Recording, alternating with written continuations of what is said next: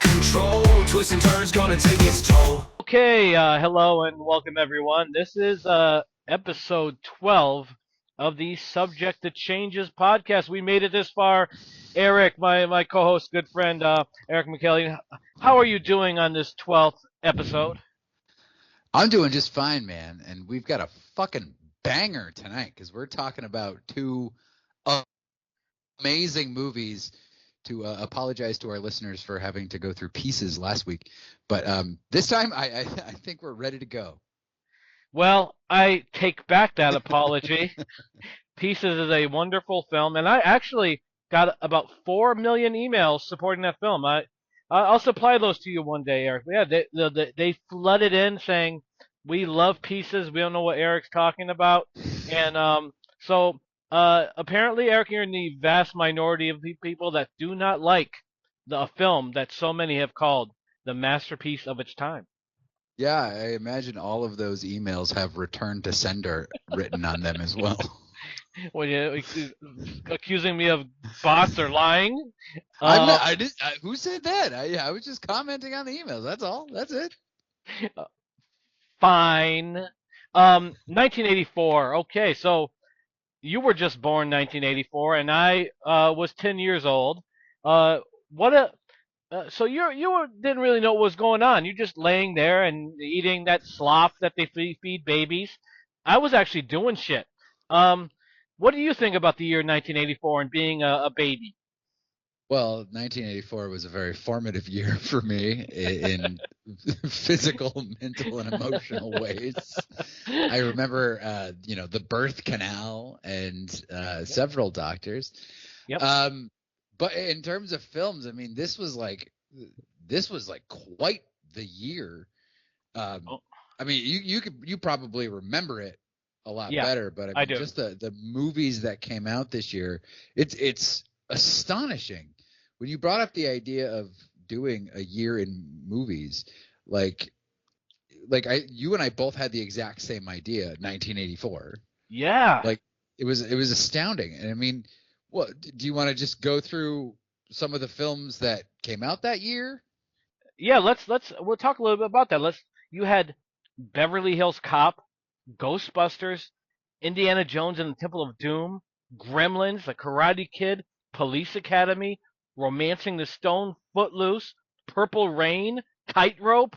I mean, Revenge of the Nerds. We had Bachelor Party, Terminator. We had so many. Friday the 13th, the final chapter came out. Nightmare on Elm Street. Not Last Starfighter. Cannonball Run came out. Cannonball Run 2. But if you're a Dom DeLuise fan, that's good for you. Absolutely. We had 16 Candles. It was a crazy year for film and an epic year for film. This is, I've made this point to anyone that sits down and listens to me as I ramble, that film has lost its way now. That this shows you that you can put out quality original films. You don't have to lean on any fucking CGI superheroes like we do now, or reimaginings, or remakes, or live action versions. You can actually say, here's an idea. Like two very unique ideas, which I think is why you and I chose these films, Ghostbusters and Karate Kid, to really delve into, because around this time, nothing came out like these before. The Karate Kid and Ghostbusters are very unique ideas. Yeah, and Karate Kid is certainly a very simple story, like the fish out of water teenager, having issues. But Ghostbusters, like, what an imagination you have to come up with something like Ghostbusters. And, obviously that's credit to Dan Aykroyd, who came up with the whole concept of catching ghosts and doing all this, and then bring in Harold Ramis and Ivan Reitman, who really brought it down more to like a street level and starting a bit like a business and treating these guys like firefighters. What an incredibly imaginative premise for a movie, and what a kind of a gamble for a new studio to take on just like a comedy. Oh, and it was like it had money behind it. The film was we'll talk about it more, but it's just amazing. But let's take everyone by the back of their pants and bring them back to 1984. So a few things are happening. On the TV side of it, we have Who's the Boss debuting. We have Miami Vice, and then we have the Cosby Show. And the Cosby Show, despite the bad rep of the pudding pop guy, wasn't immensely popular, and so the TV had also focus on quality. And I know because of current like streaming and there's channels all over the place, the money's not there maybe to make a Miami Vice like it was back in the day where you had like basic cable of 9 channels. So but the 9 channels you had a good choice. What did you think of the TV around that time, Eric? I didn't watch it, but I mean, Wait. obviously, Miami Vice is huge. No comment on the Cosby, although I do think he goes a little bit past a bad rep. You know? Yep.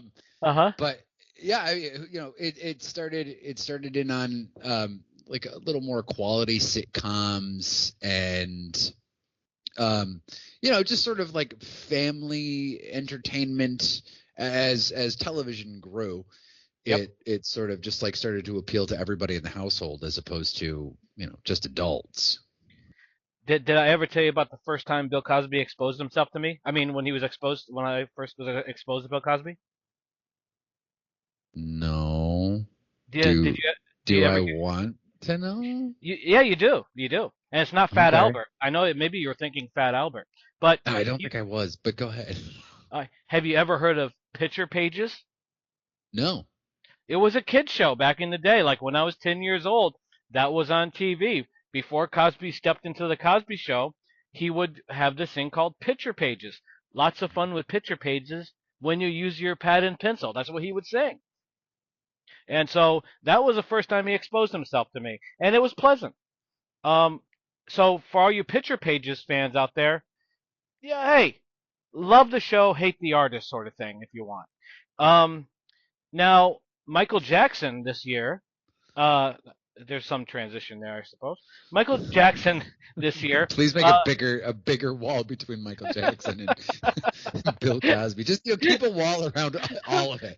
I'm trying. I'm trying to make this work. He got burned this year in that Pepsi commercial. Now, that's pretty crazy when you think about it. That Michael Jackson, one of the biggest stars ever, is pushing Pepsi, and he gets set on fire. Now, you have to think the director of that video got fired. What do you think? I would imagine so. I mean, he was like the biggest star in the world at the time. He just won like a shitload of Grammys in 1984 He for did. Thriller, I believe. Yeah. Yeah, and he had that Beat It video where, I mean, realistically, if we had more people that had courage to go out into like the high crime areas and kind of like separate the gangs and just to tell them to beat it, I think we'd see the crime rate go down to like 0.5%. But we don't have anyone courage anymore. No, that went away in 2009, I suppose. I suppose. Now, music, what we had #1 for 3 weeks, Karma Chameleon by Culture Club. Now, what are your thoughts on Boy George? I think the guy's got some singing chops. I think Boy George is a great singer. I hate that goddamn song, but I think great singer. But if I have to hear that one song one more time, I'm gonna go fucking insane. Oh, well, what song? It's always on the radio, like on the stations in Connecticut. You're just like, if I have to hear Karma Chameleon. Yeah, because they got other songs. Don't they got a song called Time? Time won't give me time. I can't name a single other song by them. Oh well, yeah, I gotta say, Karma Chameleon. I fully admit I'm not a music person. Like when it comes to music trivia and who did what, when, where, and how. That stuff like went right over my head. Like mid 90s, like kind of grunge pop, like Goo Goo Yep. Dolls, stuff like that. Like I get all that, but man, if it's before the 90s or after the 90s, you can pretty much sure I've never heard of it. Yeah, well, you see, like when I was a kid around this time, we really didn't have cable, so I think it was ABC.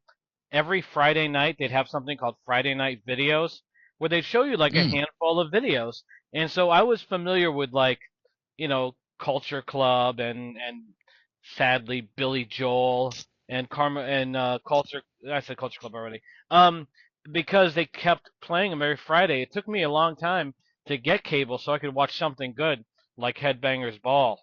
Now there you go. There's something. Now, but that was later on. That wasn't 84. Now 84, the McMartin preschool trial, which was one of the biggest stories, if not the biggest story of the year, that still has twists and turns to this day. Are you familiar with that? No, I've never heard of this. The McMartin preschool trial basically was a what they thought it was a satanic child sex ring. And Okay. Yeah, I know so what you're talking so about. so they brought everyone to trial. I believe everyone but one was found guilty. I think one was found guilty of something relatively minor, but later on, it's like because later on some of the stuff that that was alleged may have been true, but the prosecution really misbehaved in the trial, kind of like convincing the kids to just, hey, say this. So Yeah, that's like very leading controversial. kids and like doing that. Was that the one where they started doing hypnosis? Yes, yes. Oh yeah, yeah. What a fucking nightmare! And like we still haven't recovered from that. No, that's really that is the one, and that had set the tone because it's not something that's like isolated. That there's been a lot of stuff like that. That hypnotic regression shit. That stuff Mm. is not foolproof, and memories can be implanted. Not saying that there wasn't some merit to this because there seems to be a little bit, but um, they were found innocent. So I'm not gonna say that piece. I'll just say they were found innocent. Now, Marvin Gaye dies this year in a tragedy. That Mhm. was bad. A good singer. Uh, and I think he was killed by his father, wasn't he? Yes, he was. Um, and it's funny that you mentioned that because just today I guess I never really knew this, but he sang "Heard It Through the Grapevine." Yes.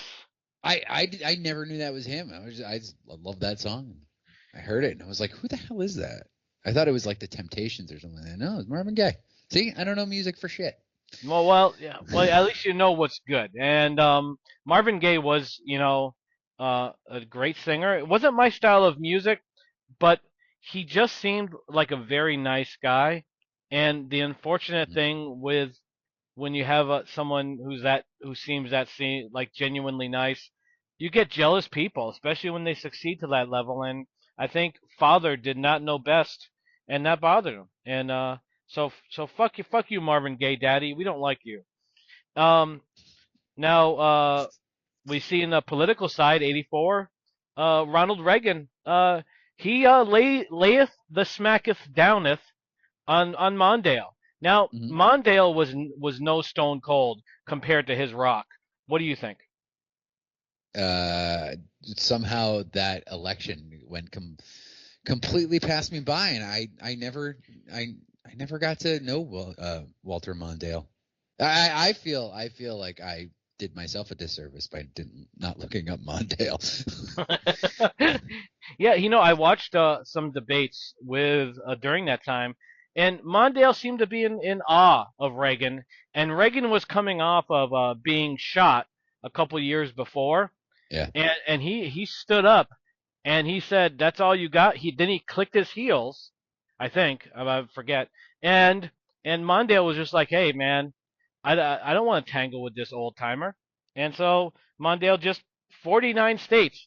Do you remember or do you know what state he won? I imagine it was his home state, which was what? Michigan? Sure. Yeah, let's say Michigan. Congrats to Mondale on winning Michigan. All right.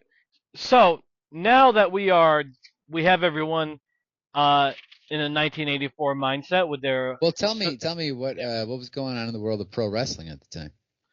one of the greatest things ever.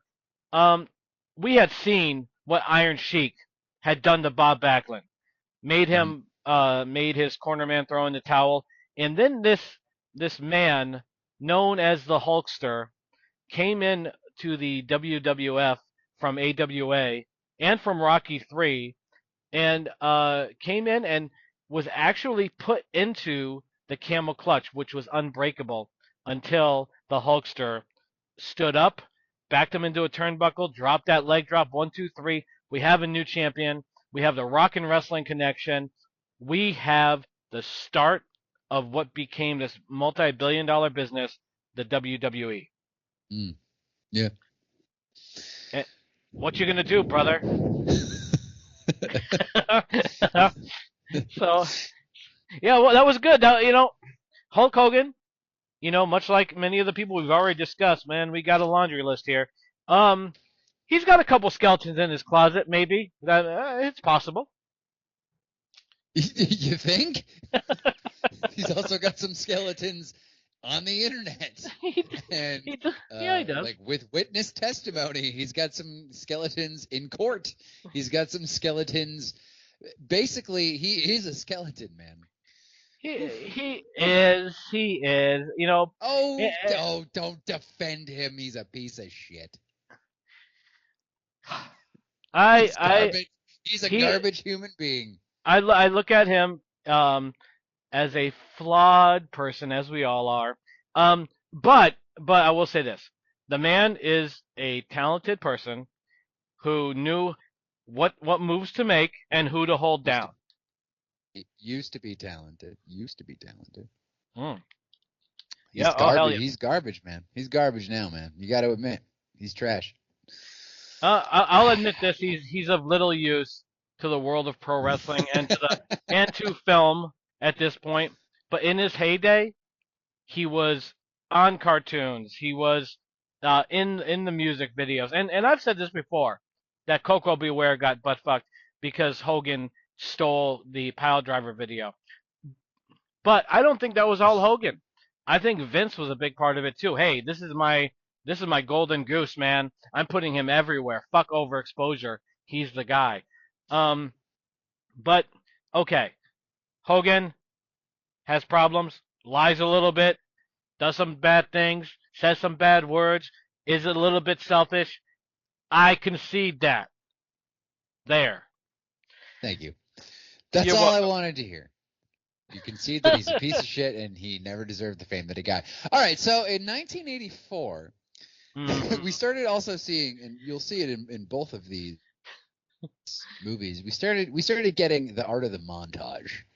Oh my God, yes. You start noticing montages a lot more in 1984. I think that has to do with like music videos becoming very, very popular, and basically music videos are basically a montage, aren't they? They are. And so like Footloose is also one of the biggest movies of the time. Is probably all music video. There's It is. some story thrown in there, but yeah, I noticed that watching these two movies, like a lot of montage, lots of quick cuts, lots of images suggesting stories going on. What do you think about montage in cinema? Now I know you're a big fan of Rocky, and Rocky is Hmm. basically a giant montage. The whole series is like a montage, right? Well, it is. I think anyone that has seen, my film Rise of the Scarecrows will understand how much I like montages. Um, I think they're wonderful. Like Karate Kid was just loaded with them, and I think they do a service to the film. It gives you like information quickly and in a fun way, and it also gives like the music a chance to sell. So there's a lot of different good things from the production side that comes out of it, and also for the viewer. So I'm all for montage. Obviously, Rocky 4 was just montage city, but yeah, I loved it, and yeah, good times all around. Now, we're going into Ghostbusters. What you gonna do? Who you gonna call? Um, Eric, what is Ghostbusters about? Could you do your famous synopsis and lead us into this 1984 Slimer blast it in your face classic? Well, Ghostbusters is about three scientists who are kicked out of their college because they're considered hacks, and they go into business for themselves with a business that is catching ghosts, trapping ghosts, and keeping them in a containment unit in their basement. They bring on a fourth guy, Winston Zedmore, never gets the credit he deserves. Agreed. And then about halfway through the movie, the plot picks up, and they start going after an ancient Sumerian god, or Yeah. Sumerian, ancient Sumerian god Gozer, and Gozer comes into New York, sets all the ghosts loose in New York, and then the Ghostbusters have to go and deal with Gozer. There's Well, I mean, we can get into the details, but like that's pretty much it. And, Yes. Oh, what a movie. What a fucking movie this is. It's a classic, and it captures the time. It's loaded with talent, and it's just a unique idea. Like, I doubt a film like this would be green lighted now because of the uncertainty of success. And where at this point, I think they were like based on the idea and based on this cast that was very popular from SNL. Let's give it a go. And so we get they're basically like Dan Aykroyd, who plays Ray Stantz. Thank you, Ray, and you have Egon, and they they kind of like they're the backbone of the Ghostbusters initially, where Mm-hmm. Yeah. Peter, who's played by Bill Murray, is just a kind of a hanger on. He kind of sees like an ability to get with college chicks and also make money without doing anything. So Yeah, he is a doctor in psychology and parapsychology, which comes in handy later when he has to talk to Zool. yeah, There's a lengthy sequence of them.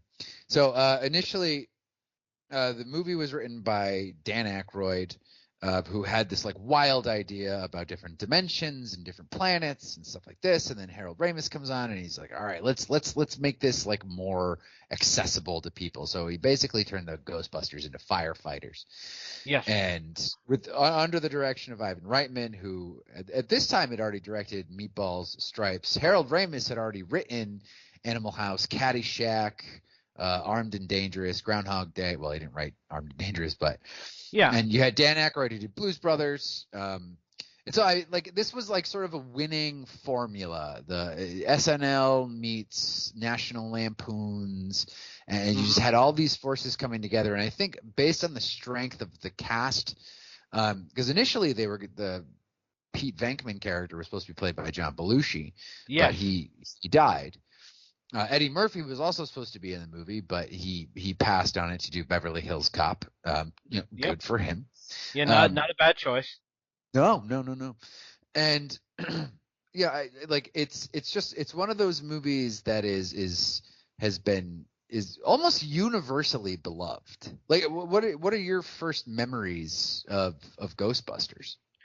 Well, I had gone to the movies to see Indiana Jones and the Temple of Doom with one of my friends back in the day, and at this time, and I used to collect, like they would sell these behind the scenes like books that for Indiana Jones and for Ghostbusters, and as I went there, I used to save my money up all the time, and I bought the Indiana Jones one, which showed you director's notes, behind the scenes stuff. It was so awesome. And I saw the Ghostbusters one, and I ended up buying that one too. And that going through that like that night when I got home after seeing Temple of Doom, I so desperately wanted to see that movie, but I had to wait for it to come out to like the video stores before I could go see it. And but my first memories are being really, really taken by the behind the scenes stuff. and the stories and the mini interviews they used to have. So yeah, but it also hit HBO at one point, and it Mhm. was recurring on HBO. So it was a big part of my life back then, and it really, really is just a timeless film. It was fun to rewatch after so many years. I'm like, man, this is some high quality stuff across the board. Comedy, sci-fi, action, everything's put together in this really, really cool machine that they created. So yeah, um, lots of fun and humor too. Like when they get kicked out of the college because they're not producing anything. And I want to say the guy that kicked them out of the college was a regular on Three's Company, but I'm not sure. I'll have to look that up. But maybe those that listen will just say, "Yeah, you're right, G." And so they get kicked out of the university. Their program gets canceled. Their funding is killed, and they decide to go into business for themselves, which is Peter's idea. And he's like, he gets Ray to get 3 mortgages on his house at 19%. And and it's fucking hilarious as Peter's trying to say this, you'll never regret this, is the best decision you ever made, and he's like, you didn't even negotiate. It's awesome stuff that Ray is smarter than Peter, and he still listens to Peter because Peter is more pushy and more self-confident. But Loved it. that's something I know. Like the three of them are just so like perfect, like are such perfect foils for each other because like you know Ray is sort of in the middle of Egon, who's just this like totally socially inept brainiac, and Peter, Yep. who just couldn't care less. So like Egon's like the brain, Ray is like the heart, and Peter's the mouth, you know, Yes. and like like they work off of each other so well that you're almost like, how did these people become friends?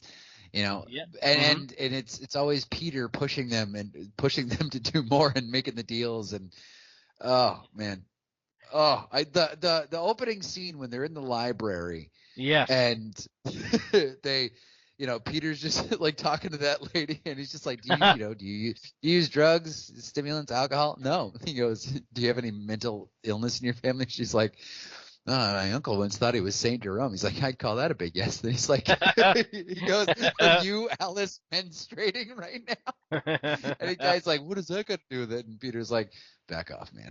I'm a scientist. This is like, it's one of those just like you can probably quote every line in this movie. Like yeah. in some instance, like do you have any favorite quotes from this movie? Because like I use quotes from this movie all the time. Well, the one thing that stuck with me, like, I haven't seen this film. I haven't seen this film in like fucking 5, 10 years. And as I Mhm. put it in and the library scene started, I just thought of Ray saying "get her," and that stayed with Yeah. me. And it's such a funny idea where he goes to the team. He's like, "Okay, I got this figured out. Just do what I say." And they walk up to the ghost, "Get her!" And it's so funny. And you're right. Like this movie with the music, with the look, New York City. Can you get a better setting than New York City? I mean, that place. Um, at least it used to be. It used to be the place, the meeting place. You Mhm. have Yeah. New Year's Eve happening there. You have the feel of New York, and this film captures New York at that time very well. Not only do you want to, support this film and tell your friends about it, but you want to take a trip to New York and get one of those pretzels and give a fist bump to that homeless guy that's asking you for a coffee. It's a wonderful feeling. So yeah. So what lines do you like out of this film? Oh, What sticks with you? uh, most of them. I like the prior to the getter bit. I love the Pete trying to talk to the ghost, and he's like, "Hi, I'm Peter. So where are you from originally?" It's just like it's one of it's like these lines that like some of them I never heard, like I never really heard before. Like I obviously heard them, but like I never. There's one line in there that was like, like after Rick Moranis runs out of his building and the demon dog chases him. Yeah. Some guy goes, they're like, "Hey, what happened?" He goes, "Somebody brought a cougar to a party and it went berserk." I've heard that line obviously before, but I'd never heard it, Yeah, and I just yeah. I was pissing myself laughing.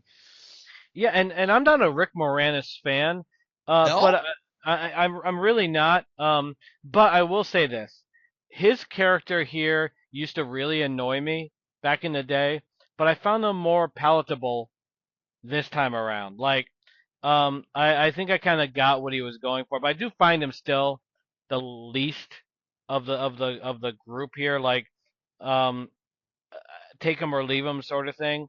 But I did find his party amusing, where he just invited people that worked with him so he could write it off. I thought that was funny. Um, I love also whenever somebody came in, he would tell them exactly what was going on with their finances. He's yeah, like, yep. "This is Ted and Annette, and he's got a small business in receivership." And it's like, what? Oh God. Man, I tell you what, I did feel bad for Rick Moranis when he had his ass handed to him. Do you remember that? When? Oh, you didn't. He's walking in New York City.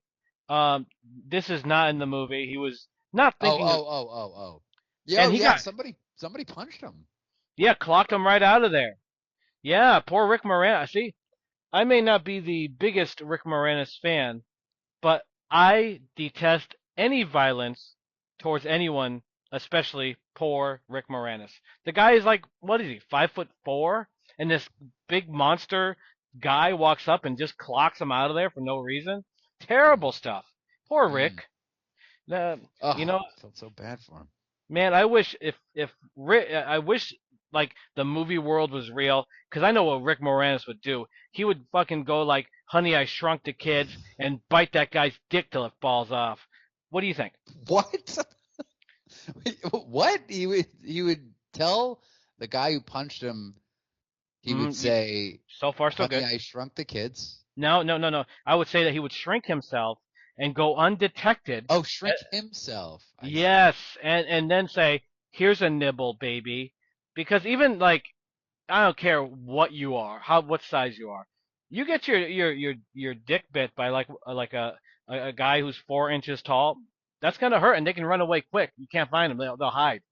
So that would be my advice if that technology exists. So whoever's Again, out that's there, very sound advice, and your logic is bulletproof. well, that's what I'm saying. This is why, like, hey, Musk and Bill Gates, you listening? Hey, if you have that shit, you're hiding it somewhere. Bring it out. Let's get justice for Moranis. Um, now, Yeah, let's use it for that. Yeah. there we go. Now we have Sigourney Weaver. Now, Sigourney Weaver, she plays is it Dana? Dana Barrett. Yep. Dana Barrett. So she sees all this weird shit happening. She opens her fridge. She sees the demonic ghost world, and she sees Zool. Zool. She sees a commercial for this company, Ghostbusters, which at this point has no customers whatsoever. And she's like, "Hey, I need to figure this shit out," and contacts Ghostbusters. And immediately, Peter isn't thinking about ghosts. He once again is going girl crazy. Um, what did you think about his approach to win over Dana? And do you think it was too close to harassment? I mean, yeah, it certainly was harassing in nature, but he wasn't just like showing up out of the blue. He was always invited. He was, obviously you shouldn't be leering and making comments that are unwanted, so Yep. don't do that. But I mean, he was most of the time that he saw her, it was all like he wasn't just showing up at her house for no reason. He was invited. He had information that he has to give her, and then he ends up saving her. I think that, yeah, he was creepy for sure, but I don't think he meant any harm. It was pretty benign. Although when he was walking around her apartment with that like stick and that squeezy thing, and Yep. Yeah. Yep. I'm like, I don't think you could get any closer to a masturbation metaphor without without some sort of like rubbing of a shaft, Yeah.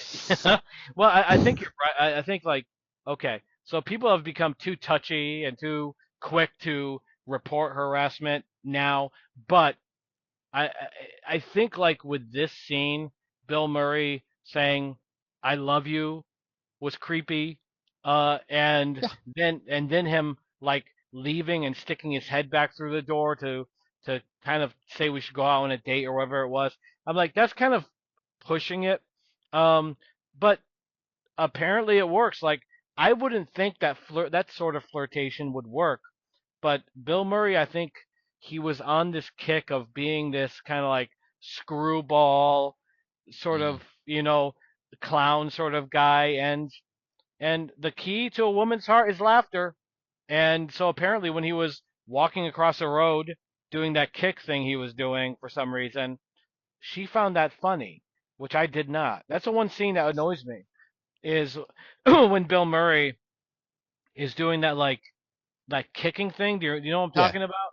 Yeah, the Yeah, one where they're in like the public square and he tells her about, what's going on in her apartment. Like he talks about Zool and who Zool was. Yeah.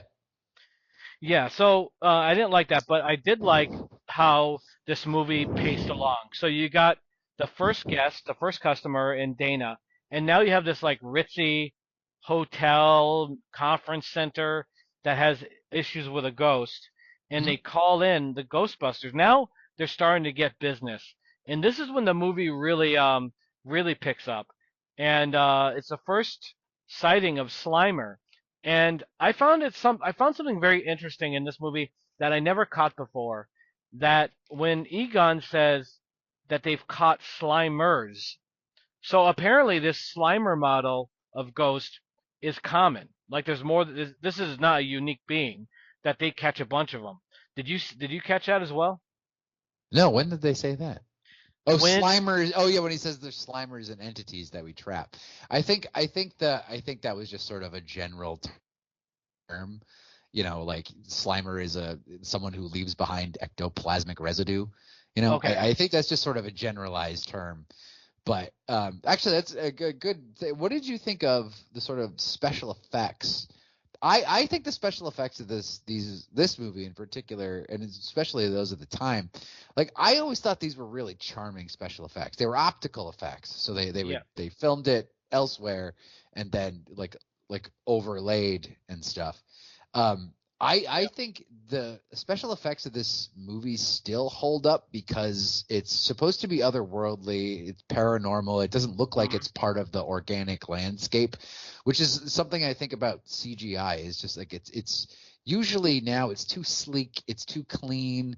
It kind of can almost blend into its environment yep, that when you go back and look at movies like this and you see the puppeteering and you see like the demon dog and like the sort of like lines around the optical effect, like I always think of that as just like it looks so cool and otherworldly that way yep, that when things look a little too sleek, like I mean, not to pick on them, but like the recent Ghostbuster movies, I'm just like it doesn't have that, like it just it just looks like every other effect. But like these yep. effects, like they don't look like they belong in this world, and that's like that to me is just like how you define good like paranormal special effects.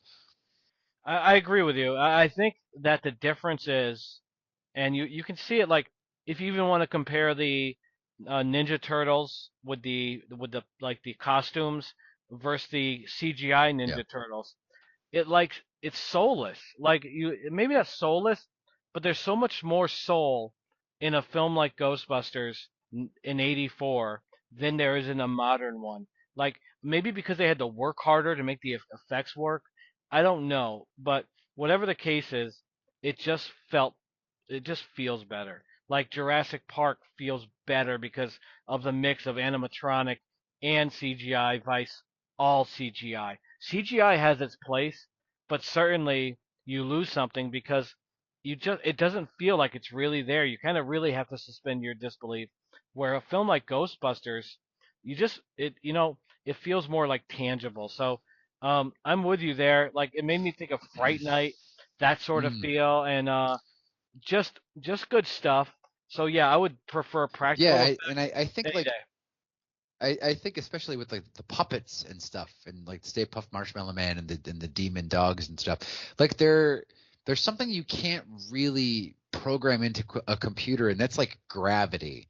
Like there's Yes. weight to a puppet, you know, there's like that, like you said, like a tangibility to it that Yep. like, you know, you can see the artistry at work. And even if, you know, you can see the strings of the effect, it's still like it's all part of the whole process.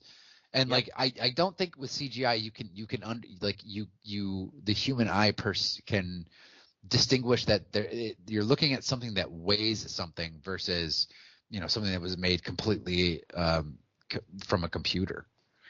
Yeah. No, that's very well said, and I agree 100% that even from the cast itself, like the movie Real Steel came out a few years ago, and they were going to go all CGI, but Steven Yeah. Spielberg was one of the producers, and he like kind of insisted that we need to create the robots the size they are, the look they are for the actors, just like they did Jurassic Park. And it was a huge difference. You know, sometimes you have to use CGI, but for the actors, you're not sitting next to some guy dressed up in all green with little balls all over him. You're sitting next to something that feels like real. And so yeah, I'm all for this uh like practical effects. Like you said, the CGI doesn't bring it. Like sometimes it looks cool, but it's doesn't have the same impact because, like you said, even the puppet, like the big State Puff Marshmallow Man walking through the miniature city, um, it was Mhm. great and it looked great. It looked so much better than the Ghostbusters with the four chicks. I forget. Did they just call that one Ghostbusters or did it have a different name? Yeah, it was just Ghostbusters. It was just Ghostbusters. Yeah, when they brought in the Stay Puft Marshmallow Man all CGI, Oh yeah. it just looked like shit. So yeah, the look of this film, the cast, and when Slimes Bill Murray, hilarious thing. I loved when Bill Murray was like basically screaming as Slimer rushed at him down the hallway. Loved it. Great stuff. And so the success of the Ghostbusters, they trap Slimer. They now have Dana on the hook, and they need to hire people because they just are so busy, leading to Winston, who's Ernie Hudson. Can you beat Ernie Hudson? I mean, what a beautiful gift to film, Ernie Hudson. I know. I recently watched an interview he gave. It was like in some sort of like workout routine thing, and I'm just like, this guy is like all charm. He's so Yep. charming. He's so handsome, and I think he's like 70 years old, and he's still jacked as fuck. Yeah. You know, like he's former Marine. And he's such a great, like when they integrate him into the story, it's like it's obviously like we need to have someone here that we can explain the plot to. Yes. And you need a newcomer. You need someone that like they can be like, oh well, Zool is this and Gozer is this, and you know this is what's going on in the Ecto containment unit. Because it's Yep. like, yeah, you like it is weird to bring a main character in halfway through the movie, but like you're just like, yeah, we're gonna need to explain everything that happens towards the end of this movie, and he's the perfect foil. But he also gets these like really great moments of like being a badass or like just like saying some like when he tells the mayor, he goes like, listen, I've only been here a couple of weeks, but I've seen shit that'll turn you white.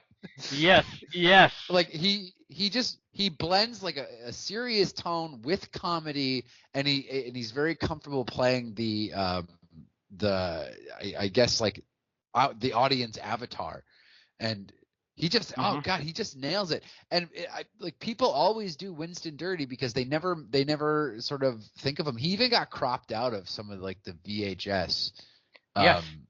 in some of the scenes, and it was fucking bullshit. Like he's also not in the video game. He's not in Well, the Nintendo game. Dicks.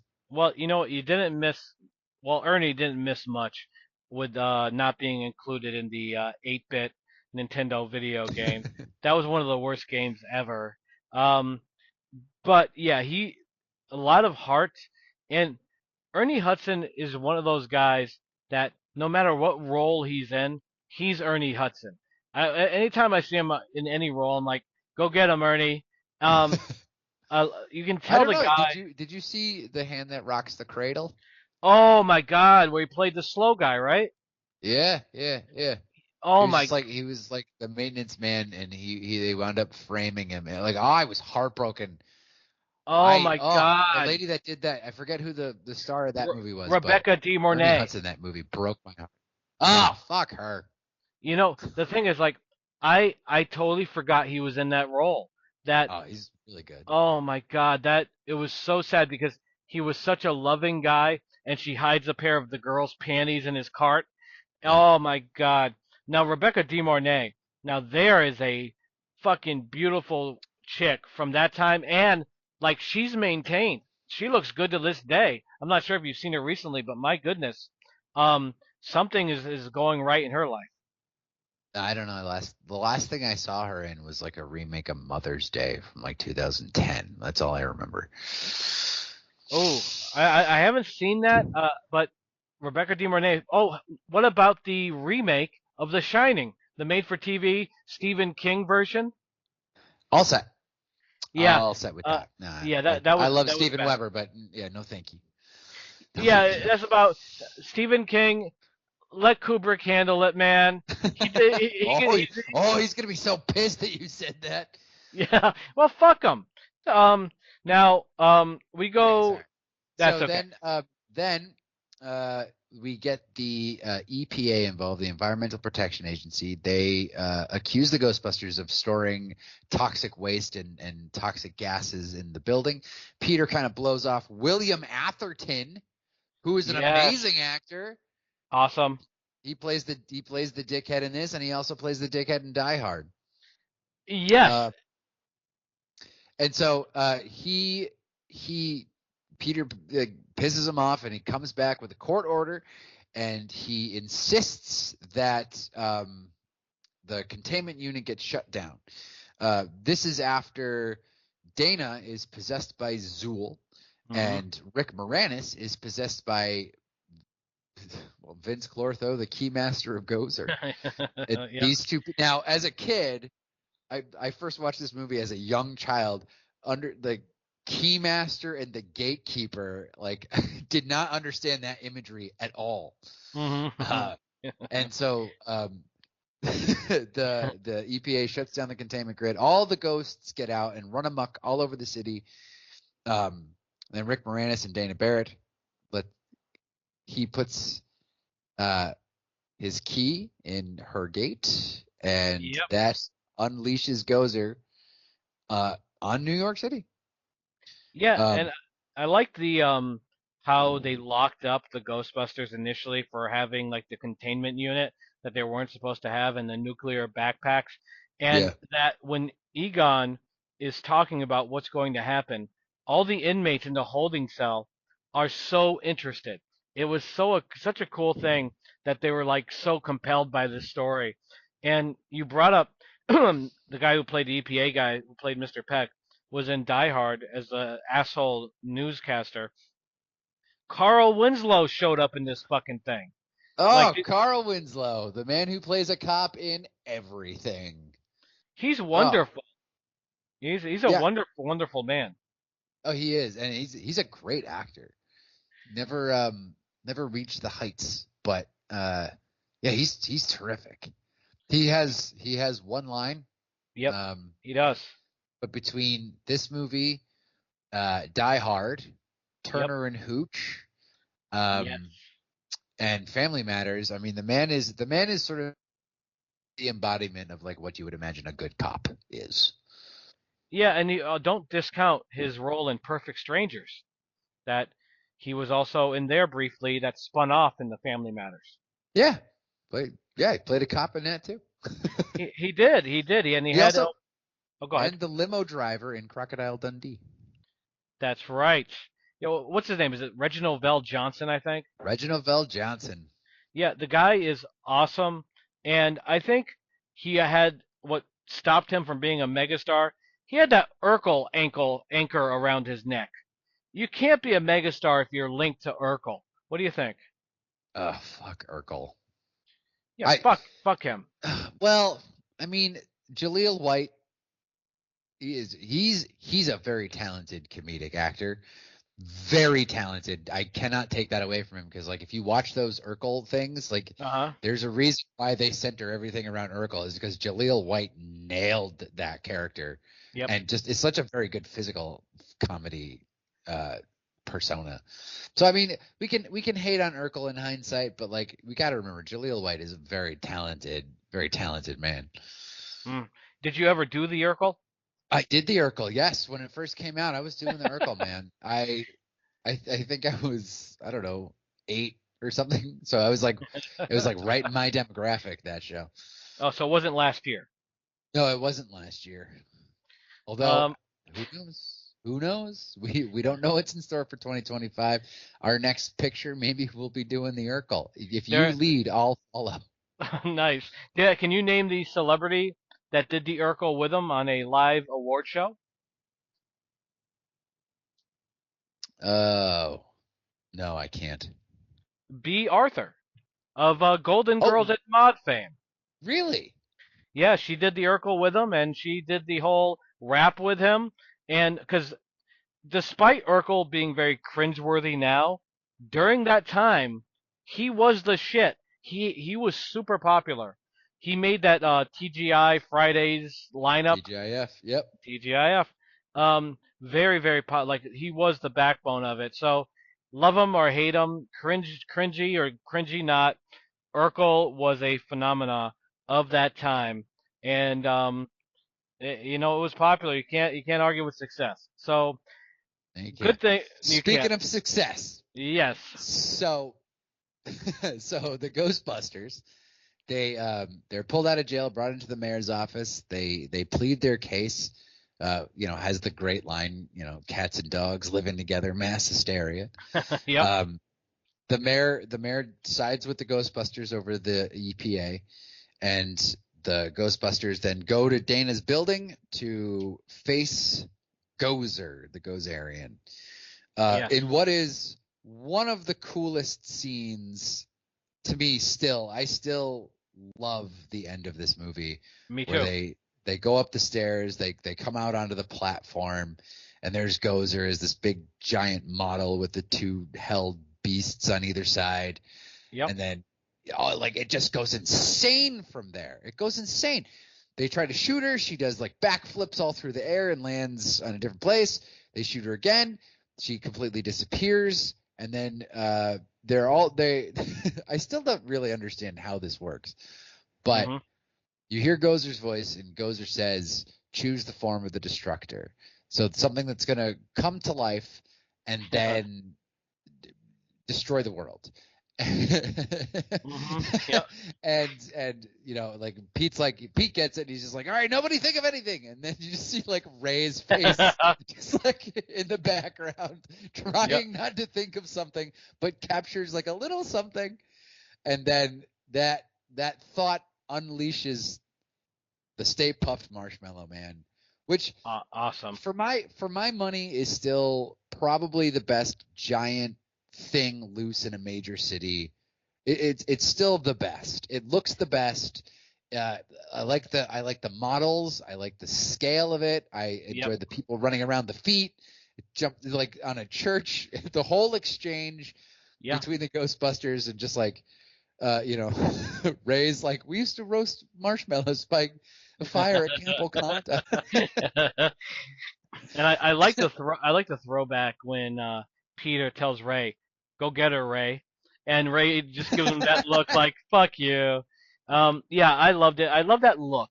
Like they did it also in the remake of Little Shop of Horrors, which also had Rick Moranis, where they had the plant creature go down the like model city, and it had the same cool look and feel. And to just go back to what you were saying earlier, you just felt the gravity of it, and that's what film is about. So loved the State Puff Marshmallow Man, loved the bad chick that was hot, and also when she asked, "Are you a god?" and Ray says no, and then Winston quickly says, "When they ask if you're a god, you say yes."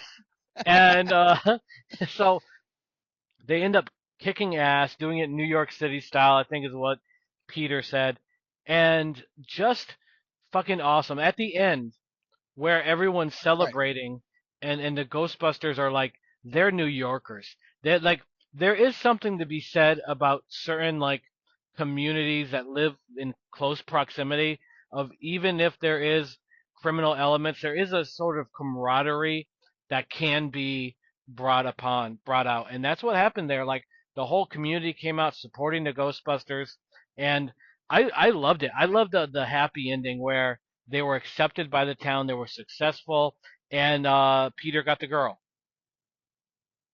Yeah, I mean, to me, when they step up to Gozer and like do their badass thing, like that to me is like what badassery should be. It's Hmm. like people who are they don't look like models. They're not military trained. Well, Winston is military trained. They're not Yeah. like secret, super secret. Like it takes so much more effort for someone like Pete or Ray or Egon or Winston to be brave in the face of something like that. Yeah. Like that has always been my paradigm of a badass, is just like people who have no prior badassdom have to get up and do something really challenging, really scary, and really hard. Yes. And I like that's what I love in a hero, is Yes. like it's they shouldn't be doing this, like this shouldn't be happening, but like there's only one person that can stop them, and it's because they're so smart that they came up with this technology and stuff like that, and Yep. they're the ones that have to go and stand up to it. Like I still like get chills when they step up in those things and they're just like, all right, heat them up, Oh let's yeah. show this prehistoric bitch how we do things downtown. Like that Yeah. is a great line. Perfect line to encapture that moment. And it's just like that to me is what badass is. It's See. not it's Yep. military trained, blah blah blah. Like this is what to me badass is like schlubby, Yep. like Yep. previously terrified people who have to rise to the occasion. I still love this movie. This movie is probably the most important movie like in my life. Hmm. It's not my favorite movie, but when I did have a favorite movie when I was a kid, like this was it. Yep. And I think it had a lot to do with like, I don't know about you, but I was like, as a kid, I was always really scared.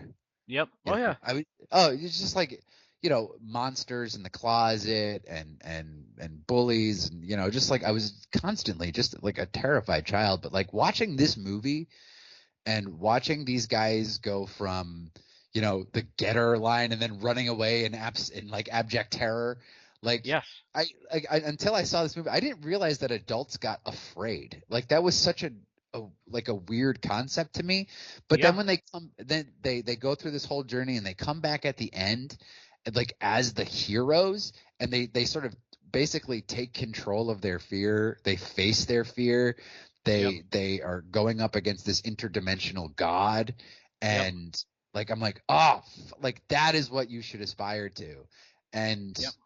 like the idea of cracking jokes and making fun of situations and making fun of yourself, especially Yep. like in terms of like scary, dangerous, or anxious situations, was like such an important lesson that this movie taught me, that like I still carry it with me. It's just like I still, like if I'm nervous or anxious or whatever, I joke around like and just like make fun of the situation.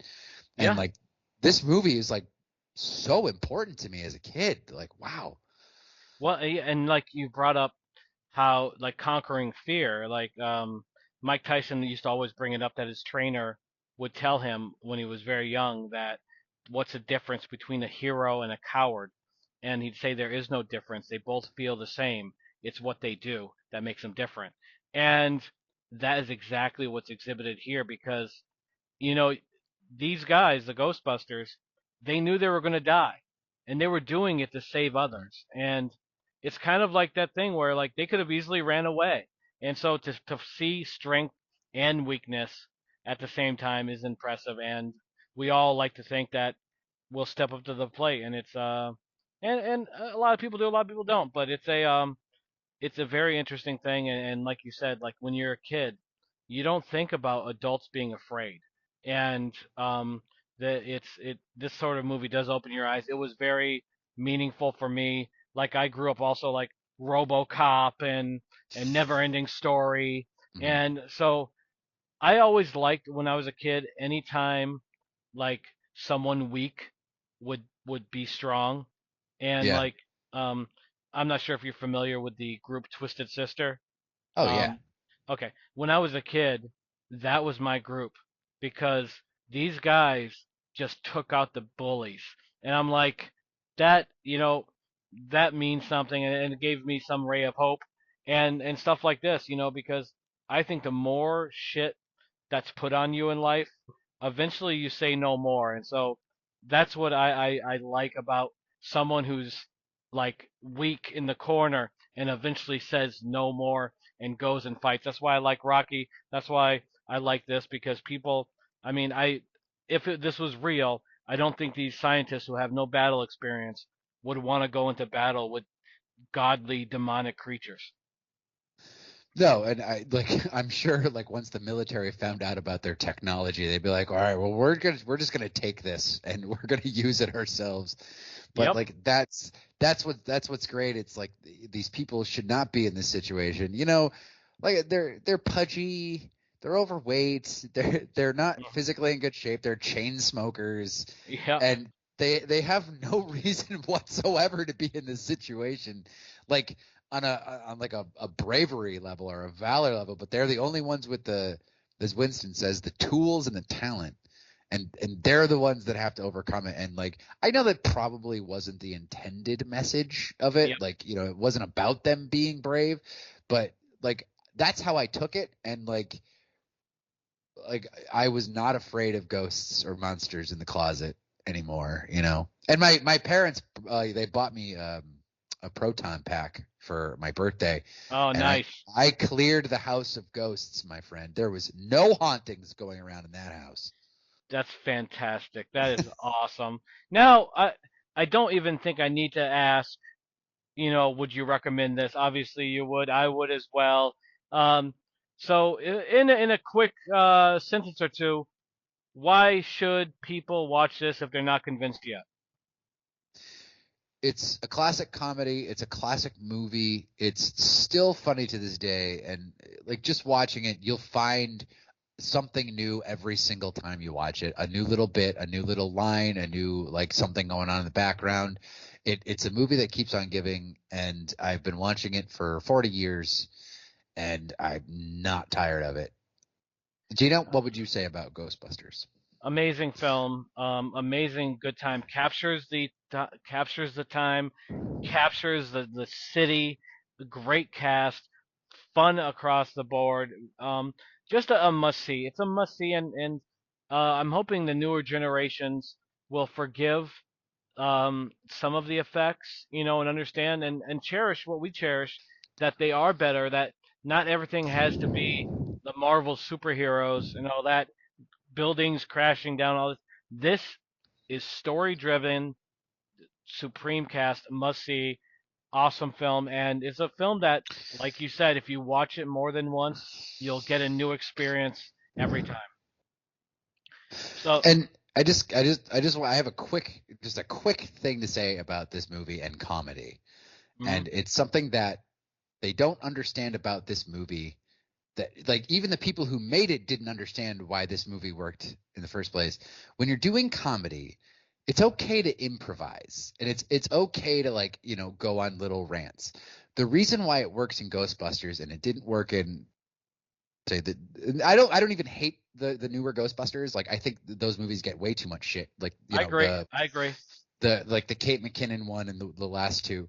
But like when you're gonna improvise or you're gonna do a funny scene, do it in character, in service of the story. Yep.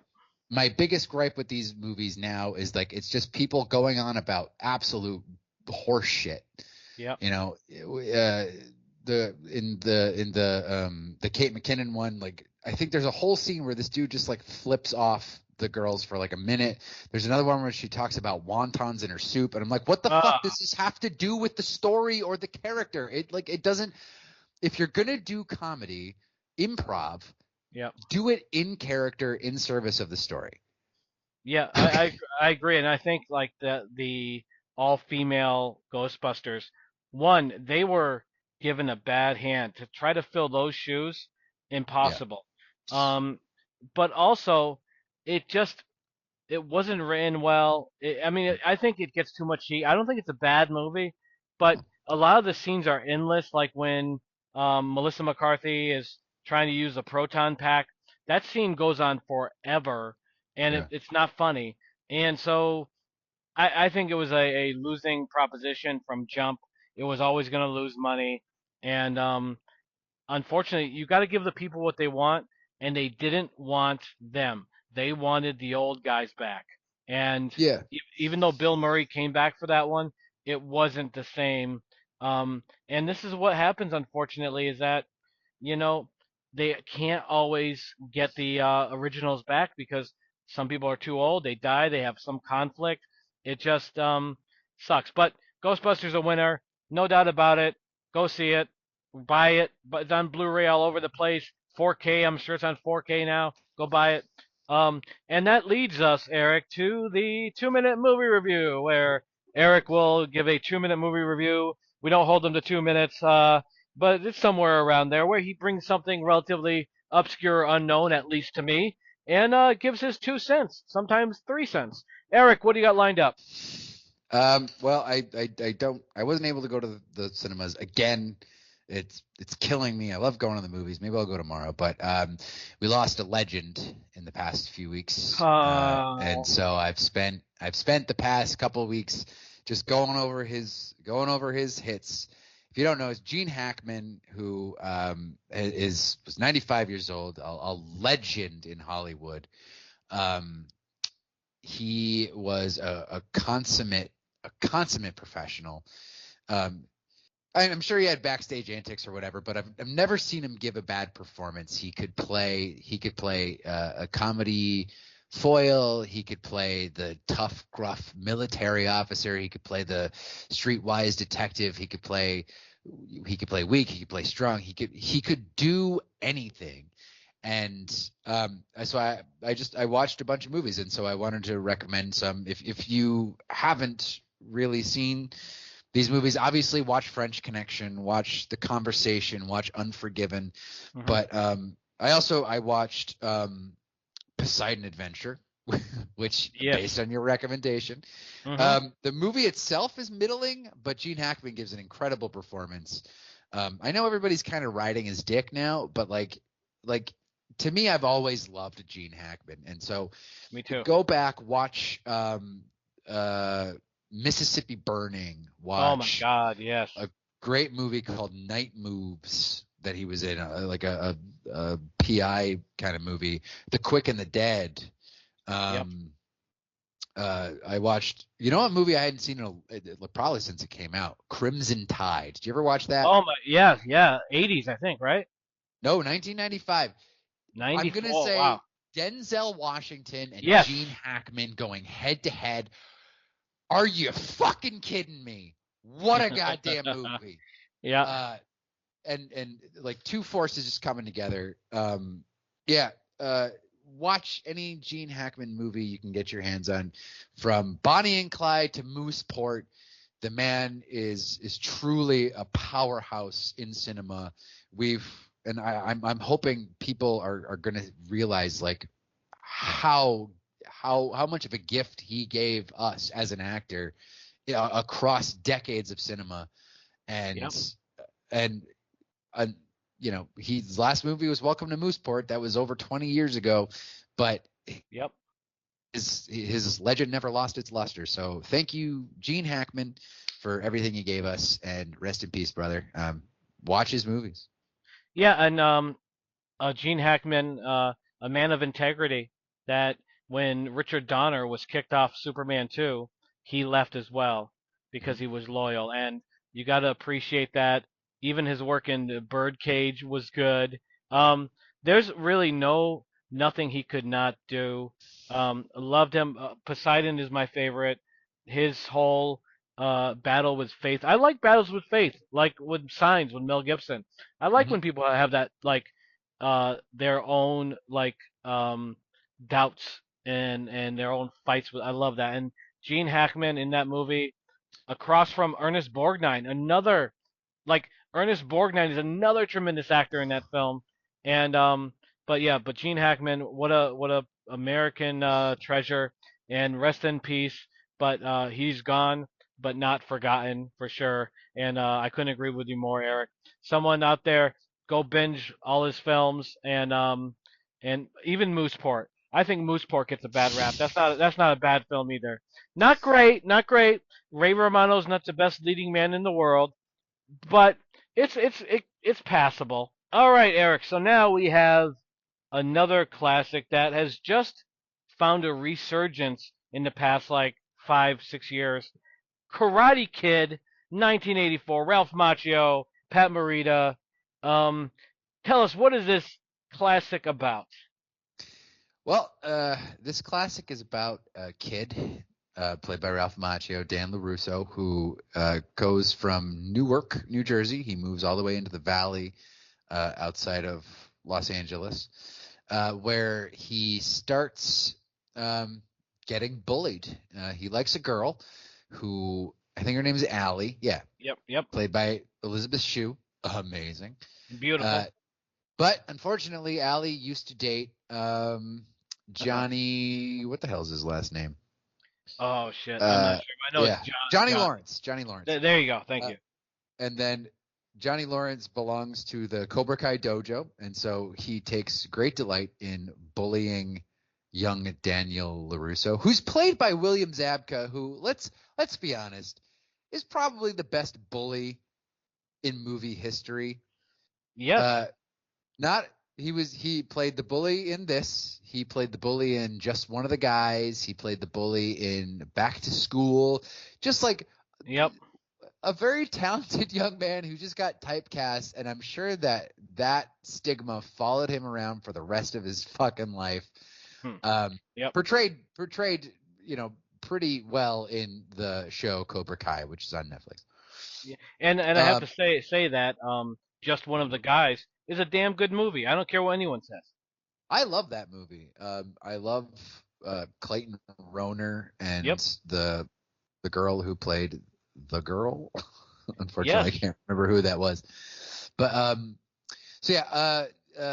Johnny Lawrence starts bullying Daniel LaRusso. He gets his ass kicked several times until a fateful meeting with the apartment repairman who doesn't live in the building, but Mr.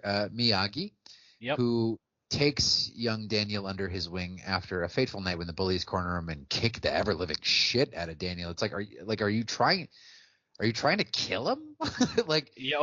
There comes a point when the bullying goes so far they like push him off like a cliff, and he eats shit and just like he keeps getting fucked up. But he continues to try and court Allie. Mr. Miyagi decides to teach him karate from Okinawa. Mr. Miyagi then goes with Daniel to the dojo to ask the bullies to stop beating Daniel up, but they meet what's his name? John Kreese. John Kreese, who is a psycho dojo karate instructor. Just unneedlessly psychotic about young teenage boys, petty little squabbles. He's like, we're not gonna stop. We're not gonna stop. He's like, we show, strike first, no mercy. And it's like, wow, Jesus Christ. But it goes into what Mr. Miyagi says. There is no such thing as a bad student, only a bad teacher. And this whole thing is about influence and the people that have that you choose as mentors, and which the show. And I don't really like watching TV shows that much. It's sort of like it just drags on, and usually you get plot for plot's sake just to like pad out the episodes. But the TV show is actually very good. Cobra Kai is a very good show. I highly recommend it. So Mr. Miyagi says, stop bullying him. John Kreese says no. He goes, okay, well, there's this All Valley karate tournament. I'm going to train Daniel to fight in the karate tournament, and then you guys can face off in the tournament if you get there. Mhm. But so they agree to stop bullying him until the tournament is over. And if Daniel wins, he will no longer be bullied, allegedly. Yep. And then, Daniel trains. He and Allie get together very tumultuously. Like there's a lot of misunderstandings and like Daniel being a dick and Allie just sort of like, being hurt a lot by all of these men surrounding her. Yep. Allie's parents don't want her to date a poor person. Mhm. But when we find out Mr. Miyagi has a history in and of himself, he was a soldier in World War II who his wife was in an internment camp in America who, while he was fighting Germans, she died giving birth to their child, and the child died too. In an amazing scene acted by Pat Morita, who plays Miyagi. An incredible scene of a drunk Miyagi just laying his whole past out, his whole history in this like kind of a very brief scene, but very impactful. And then Daniel takes care of Miyagi. He puts him to bed, and he just sort of like they really start bonding and really start connecting. Daniel then makes his way to the tournament. He, through montage, fights his way all the way to the end, where he faces Johnny Lawrence in the finals.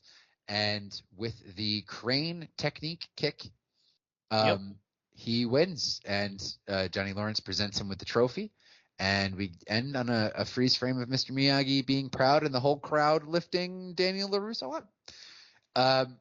Geno, what made you choose The Karate Kid out of all the great movies that came out in 1984? Yeah, I think because it's become like it's been reborn. Like a lot of films get remade, like the Ghostbusters got remade and reimagined and all that stuff. But Karate Kid was reborn to be more popular, arguably, than it was in '84 with Cobra Kai. And Cobra Kai did it right. Like you said, a lot of TV sucks, but Cobra Kai, it embraces the legacy of the Karate Kid and then adds on to it and makes the characters like more in depth. So I was very it was between this and Dreamscape, but because this film it just has more happening and more of a legacy. So I picked it because of the legacy, and this is just a film everyone knows. And watching it again, I noticed a lot of stuff. Like you brought up montages, which is something that that I was gonna bring up because Karate Kid is like 40% montage, and the music is like they're like, okay, we're gonna make music that is sounds like it's might be good, but then it comes off as a real knockoff of what it's supposed to be, like the Beach Boys knockoff, where they were like, oh, what's the I wrote down the name of the song. I forgot. I can't find it now. But they have also at the end with "You're the best around." That is like, you know, like I think Survivor sings it. So I was gonna say it's a bad Survivor song. It is a bad Survivor song.